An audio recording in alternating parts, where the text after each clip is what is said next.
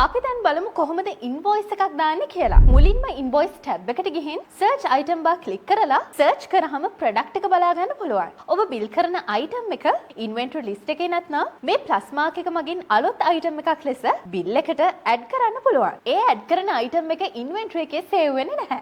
ඒ වගේම මේ ප්‍රොඩක්ට් එකට ඉදිරියෙන් තියෙන ඇඩ් බටන් එක ක්ලික් කරලා ඔබට අවශ්‍ය ක්වොන්ටිටි එක ඇඩ් කරගන්න පුළුවන්. ඊට පස්සේ ඔයාට අවශ්‍ය නම් අයිටම් ප්‍රයිස් එක චේන්ජ් කරගන්න පුළුවන්. Do you want to save the item price කොටසින් ඔබ වෙනස් කළ item price save කරගන්න පුළුවන්. ඔබගේ customers ලට discount එකක් ලබා දෙන්න අවශ්‍ය නම් product discount තුලින් discount එකක් add කරගන්න පුළුවන්. ඒ වගේම save the product discount තුලින් ඔබ වෙනස් කළ discount එක save කරගන්න පුළුවන්. add item button එක click කිරීමෙන් invoice එකට item එක add කරගන්න පුළුවන්. ඒ ආකාරයට ඔබට අවශ්‍ය සියලුම item add කරගන්න පුළුවන්. පහළ තියෙන add discount button එක click කරාම open වෙන buy k discount type එක add කරලා discount amount එක දාලා full bill එකට discount එකක් add කරගන්න පුළුවන්. ඒ වගේම පහළ තියෙන icon තුනේ පළවෙනි button එකෙන් bill එකට ඇතුළත් කළ items ටික ඉවත් කරන්නත් පුළුවන්. ඊට පස්සේ තියෙන button එකෙන් service charge එකක්, delivery charge එකක් add කරගන්න පුළුවන්. ඒ වගේම මේ display වෙන button එක click කරාම bill එකේ අන්තිමට print වෙන විදිහට short note එකක් add කරගන්න පුළුවන්. ඒ වගේම ඔබට තවත් customer කෙනෙක්ට bill එකක් issue කරන්න අවශ්‍ය නම් මෙතනින් දැනට පවතින bill එක hold කර